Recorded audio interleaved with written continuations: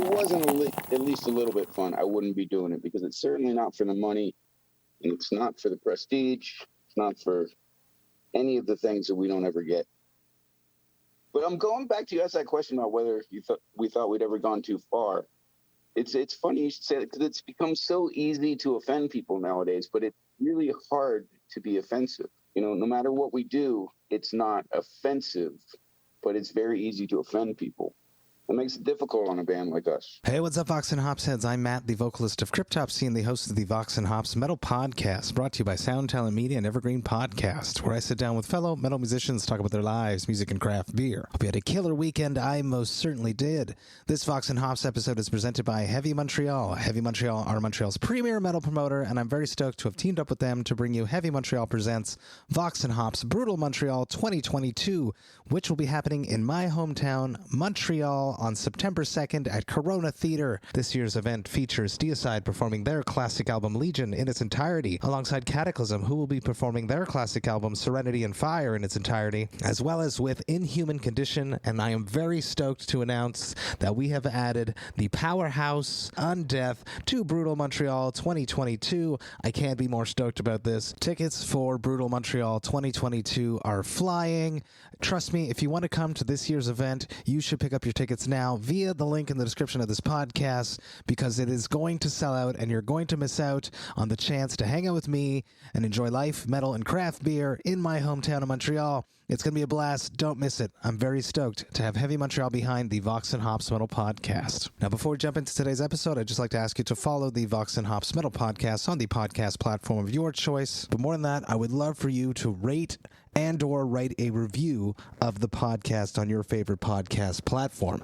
Now, why do I want you to do that? Well, you have to imagine that when someone is looking for a new podcast to listen to, what do? They scroll down, they look at the ratings, they read those comments, and if those reviews are favorable and say that I am a great host, that all of my guests are amazing, that I ask excellent questions, well, they may just give that podcast a chance. So by you writing a review, you may actually be the person that helps sway someone's decision to become a brand new Vox and Hops head, and that would be something that I would truly appreciate. Now, today on the podcast, I'm very stoked to be back with Balsac, the Jaws of Death, and Bonesnapper, the Cave Troll of GWAR. Get ready, everyone. This is Vox and Hops, episode number 361.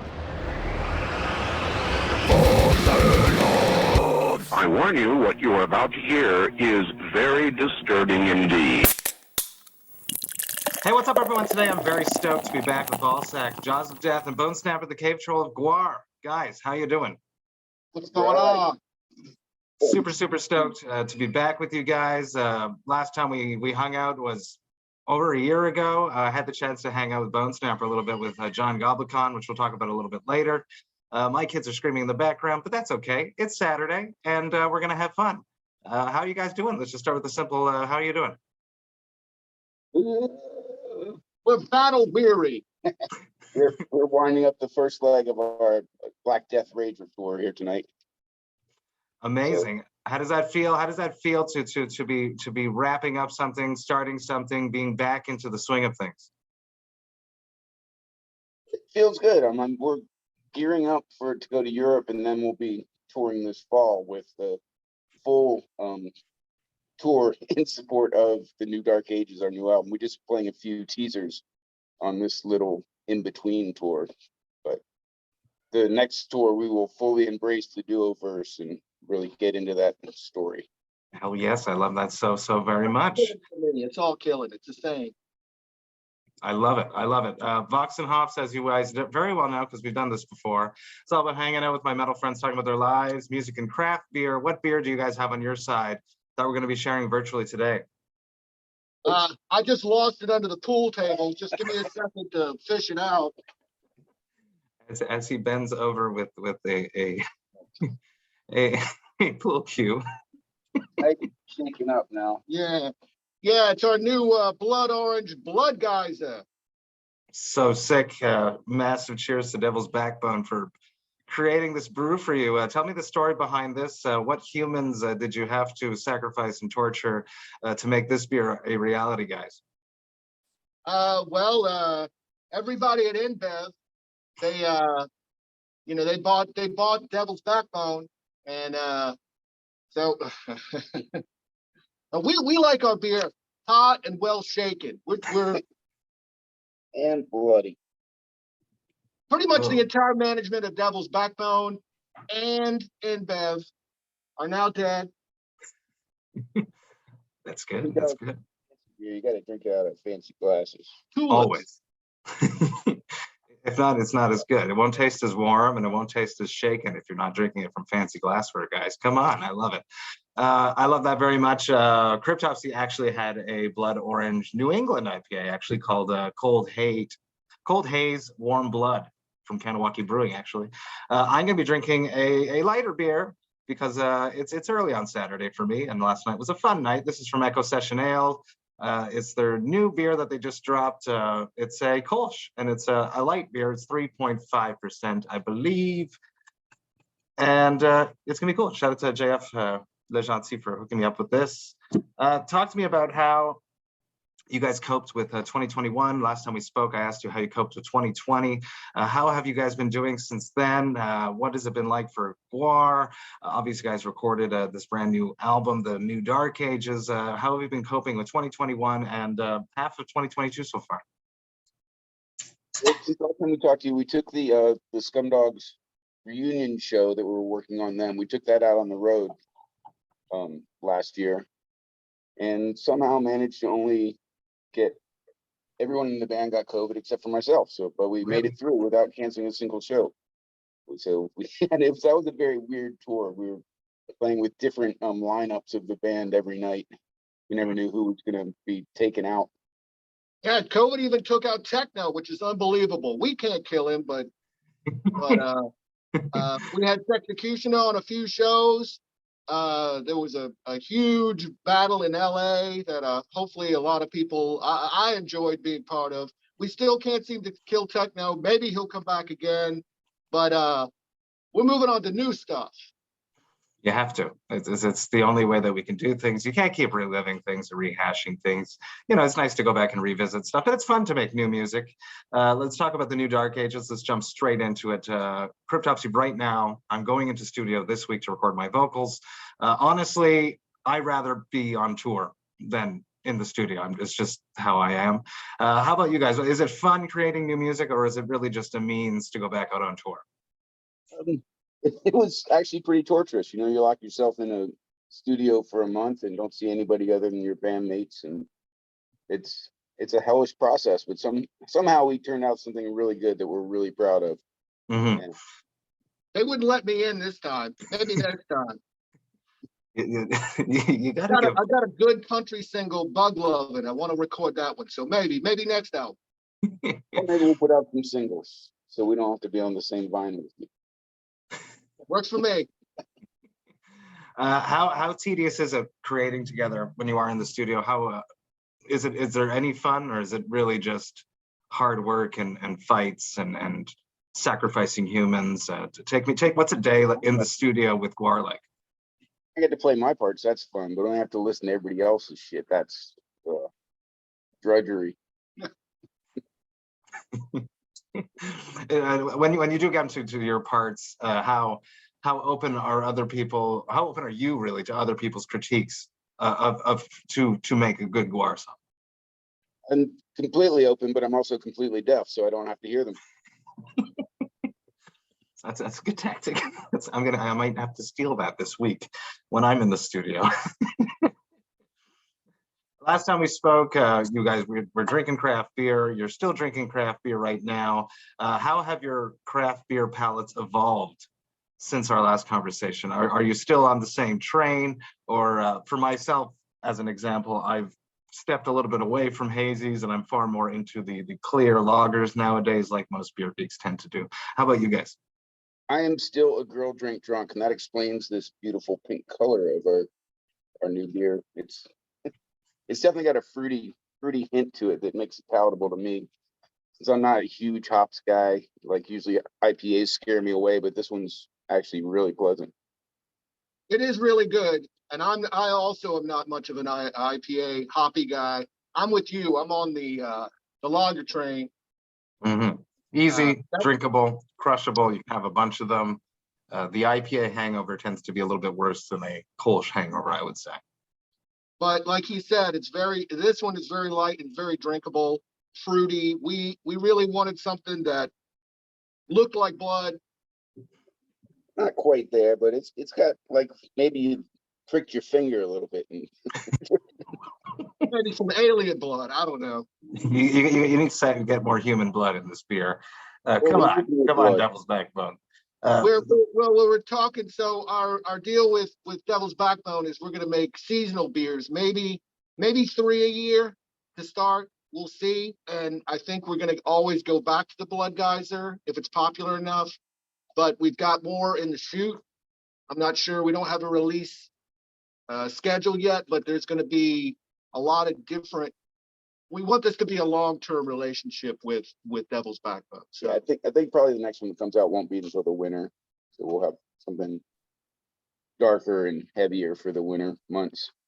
And how involved are you in this process, like coming up with the ideas, coming up with the names? For myself, when I make beers with people, I have an idea, I shoot them the idea, and I don't know how to make beer. I know the process, but I'm far from being an expert in that. But I do have cool ideas, and I know how to brand things. How involved were you in the creation of this brew right here? Well, I mean, we had meetings with Devil's Backbone, and everybody in the band kind of threw out what they like and what they don't like and what we were looking for, and they threw out some ideas of what they could do, and we all got excited about the blood orange thing because we love blood so much. yeah, the concepts are mostly ours, and then the execution as far on the beer side is all theirs. And they send us sample cans to say yay or nay.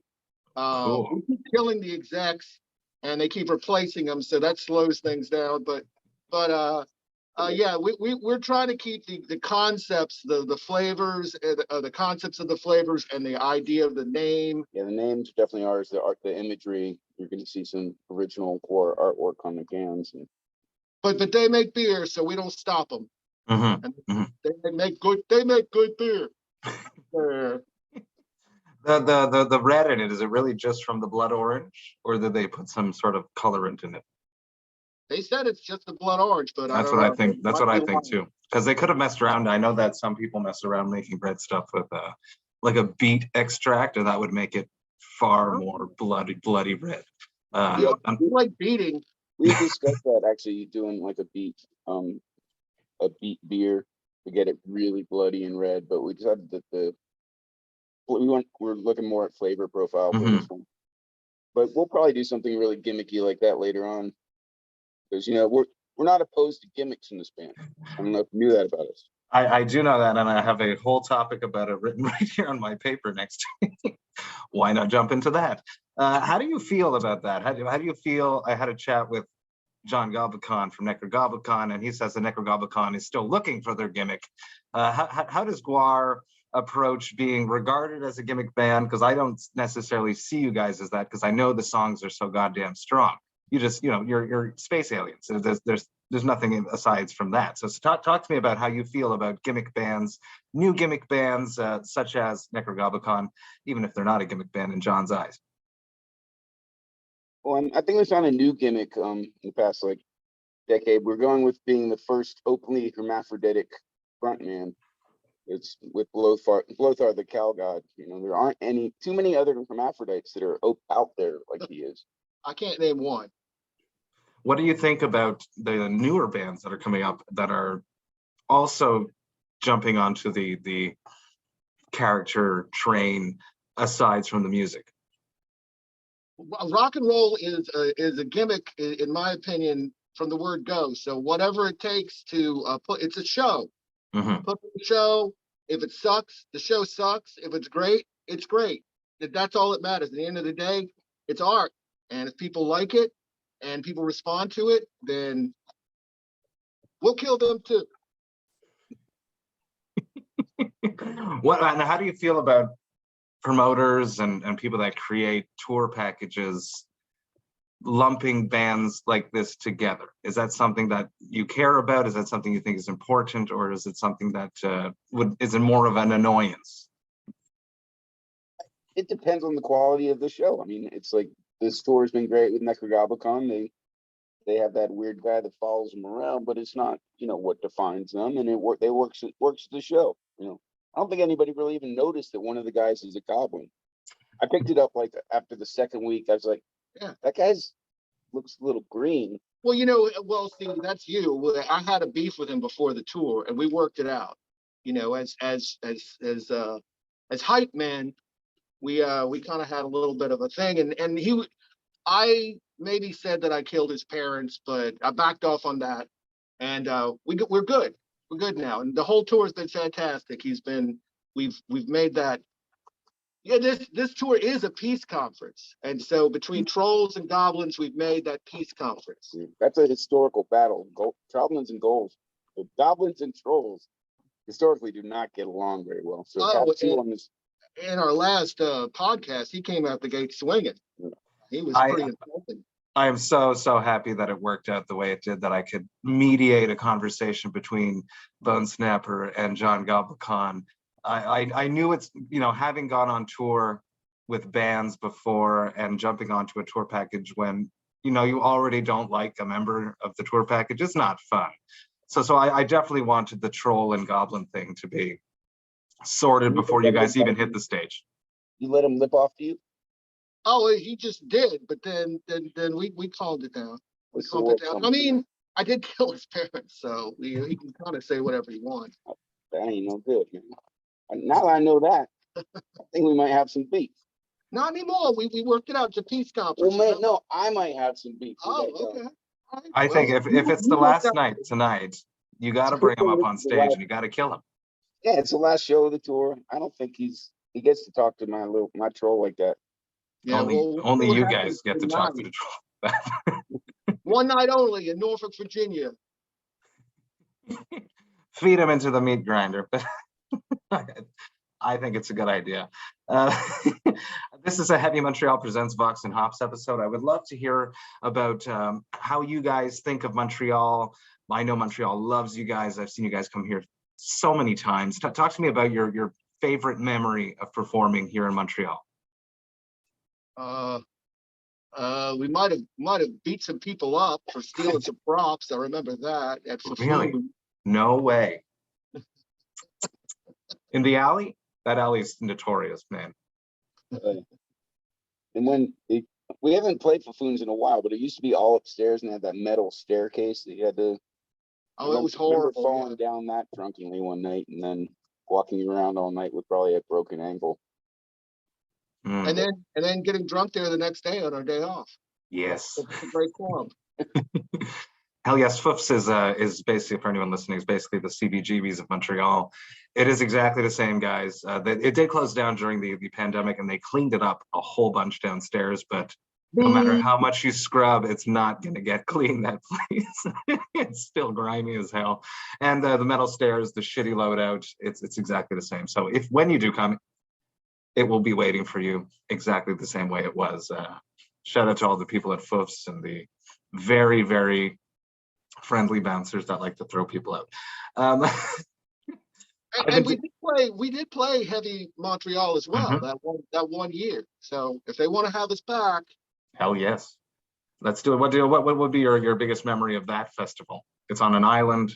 There's a lot of little golf carts that drive you around. I don't know if you guys remember that. They had hot tubs there, I think. VIP hot tub at Heavy Montreal.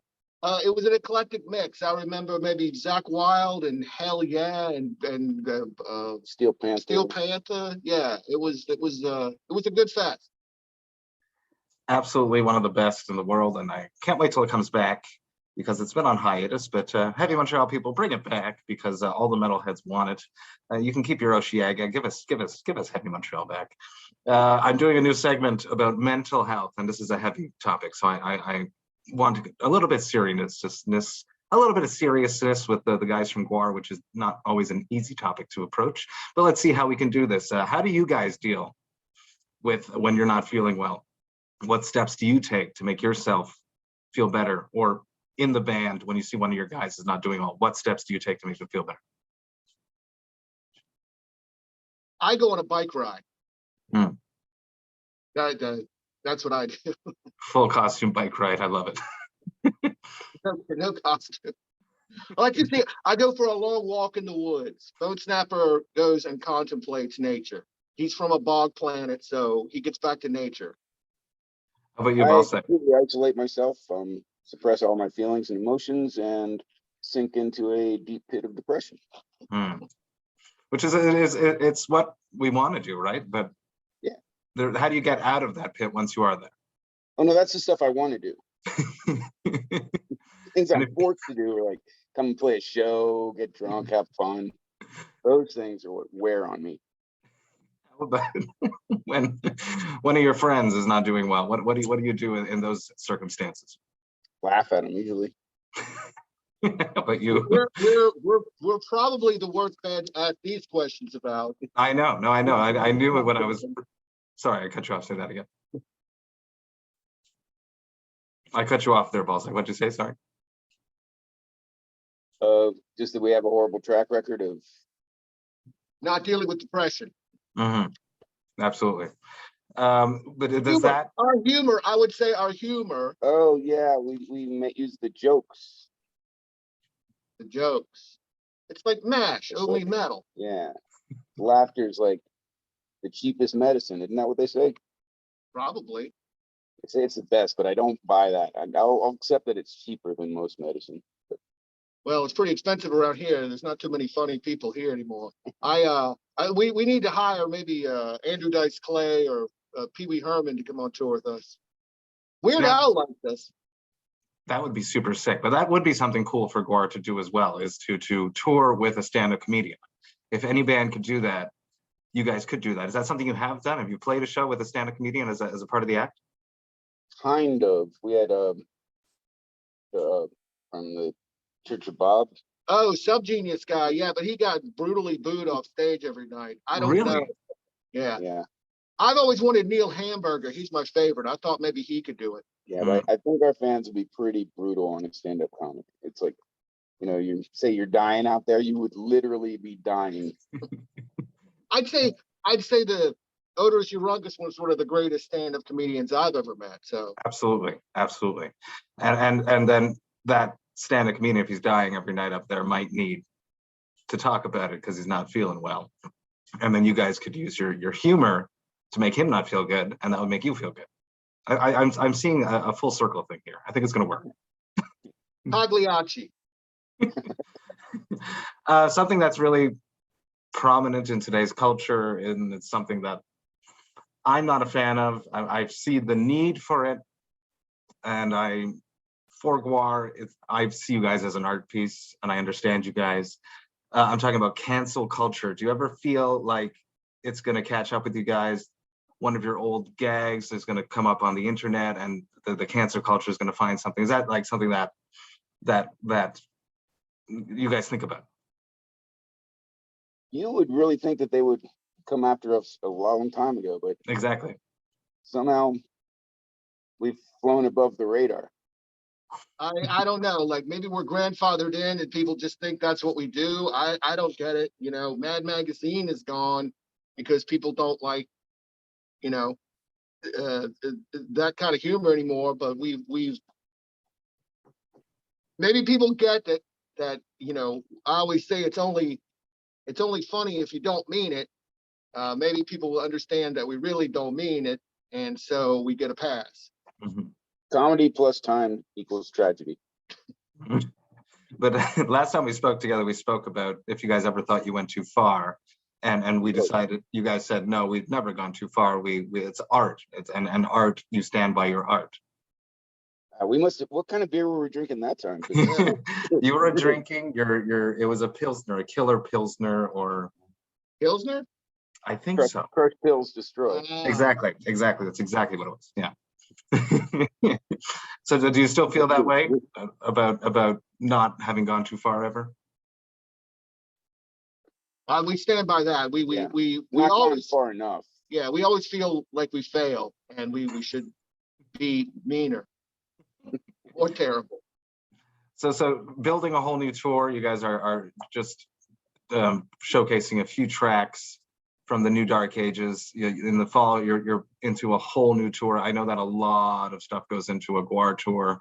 How prepared are you for that? How close are you to being ready?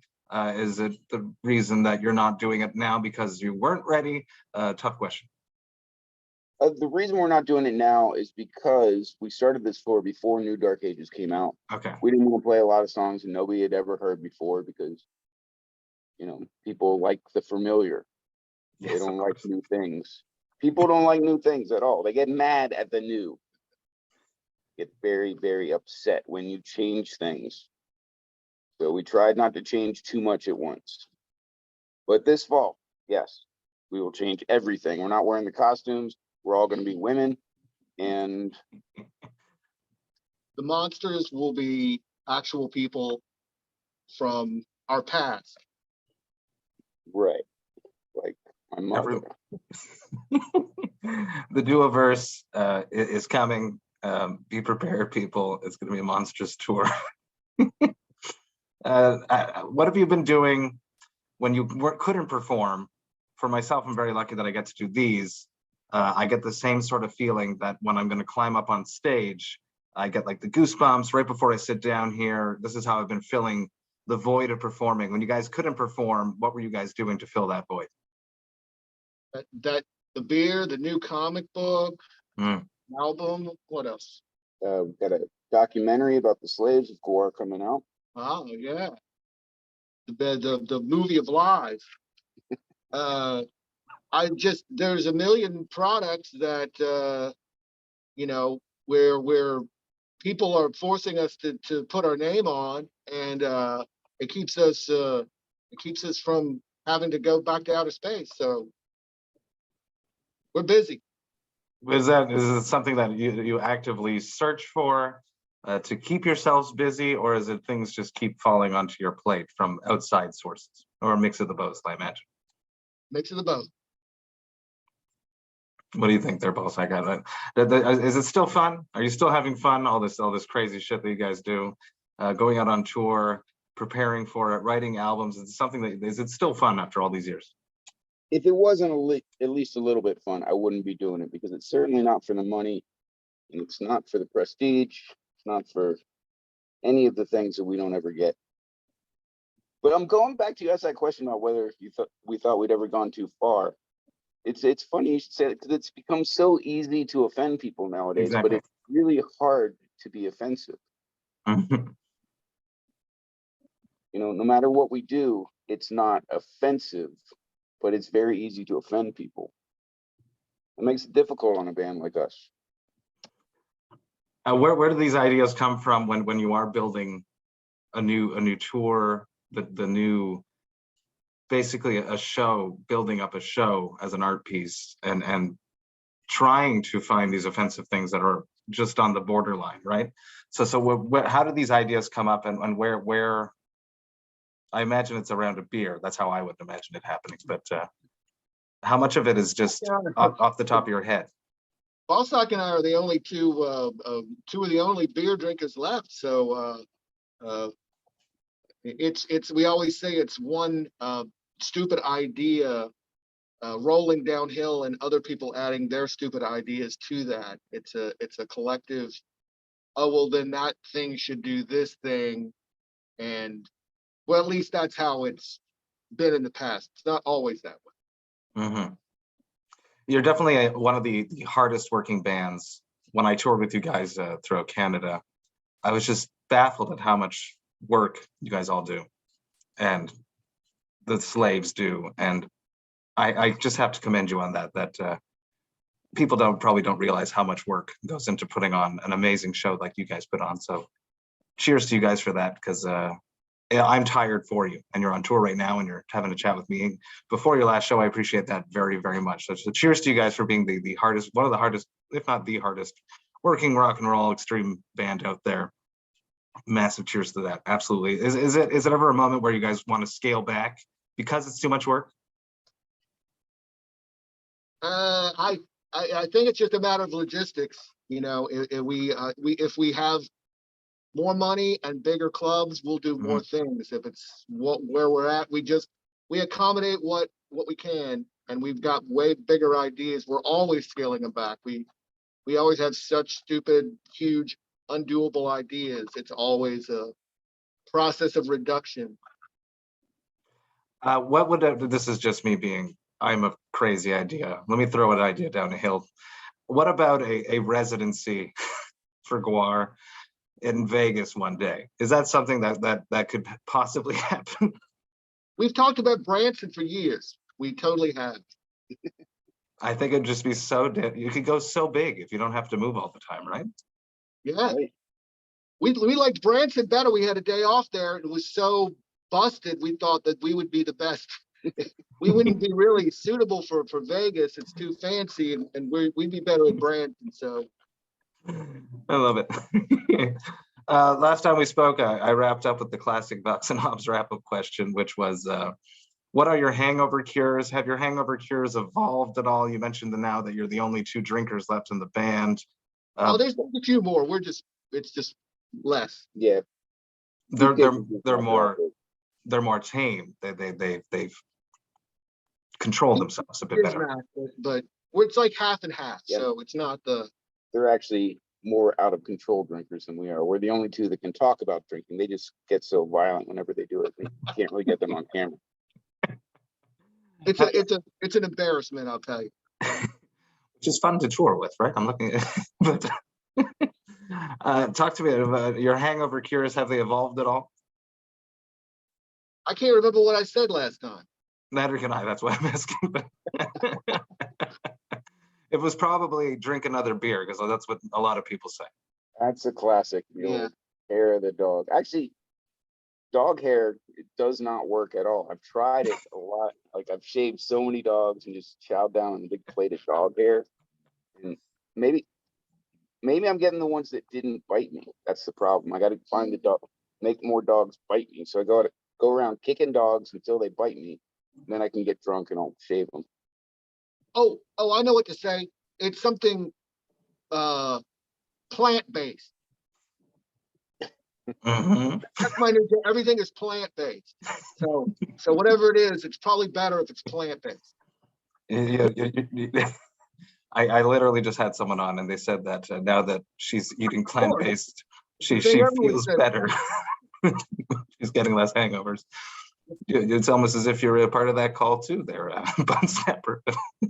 I got my finger on the pulse.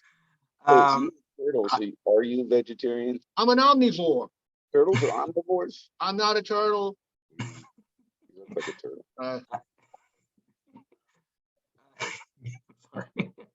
Sorry. Zach Blair, I hosted an after party for Voivod with him. He's in Rise Against now. What can you talk about? A funny story about Zach Blair that I can tell him you said. Well, for one, both Voivod and Zach Blair are some of the only humans that we would consider talking nicely about. I don't know if I have a story I can tell about Zach Blair that's fit for the internet. I love that. You'll tell me later. Balsac Bonesnapper, thank you so much for taking the time hanging out with me. I know you're busy. Got your last show tonight. Have a good one. Enjoy it. Everyone, listen to the new Dark Ages, brand new GWAR record. It's out now. It's a banger. You're gonna love it, guys. Thank you so much for hanging out again. Next time, face to face. Let's do this. Cheers. All right. All right. Thanks a lot. Hey, thank you all so much for listening to Canadian that I love and appreciate that. Man, this was an awesome conversation. So stoked to have gotten back with Balsac and Bonesnapper. They are just so much fun to hang out with. I love speaking to people that are in a character. I think it's a challenging interview, but it's a very rewarding one. It's really, really interesting. I had the same sort of vibe when I was talking to John Gobblecon, obviously. Huge GWAR fan. I toured with them. They're such hardworking individuals. I love them to death. Massive cheers to GWAR. Thank you so much for hanging out with me yet again. Now, if you enjoyed this Vox and Hops episode, you should sign up to the Vox and Hops Metal Podcast mailing list. You can do that on my website, voxandhops.com. That's VOXANDHOPS.com. And when you do that, you shall receive one email a month that contains all of the details of everything that has happened recently in the world of the Vox and Hops Metal Podcast. You'll get to see which episodes I've released recently. You'll get to see which episodes I have coming up. You'll get to see which albums the Vox and Hops album review crew have reviewed recently. You'll get to see see any information about any projects I have in the works before I announce them to the public, and trust me, I always have a bunch of things going on behind the scenes. You also get to see which albums Jerry Monk, the metal architect himself, has added to the Brutal Awakenings playlist, the most extreme, fresh, new music that is dropping every week. Jerry listens to it all somehow, and he puts it on the playlist for you to enjoy. It's available on both Apple Music and Spotify. The Brutal Awakenings playlist is what you want to be listening to. Trust me. There's just so much going on in the world of the Vox and Hospital podcast. I hate for you to miss a single thing, so sign up to the mailing list. The Vox and Hospital podcast is brought to you by Sound Talent Media and Evergreen Podcasts. I hope you have a killer rest of the week. I will be back next week with 2 episodes, one on Tuesday and another on Friday. But until then, remember to enjoy life, metal, and craft beer. Cheers, Vox and Hops heads.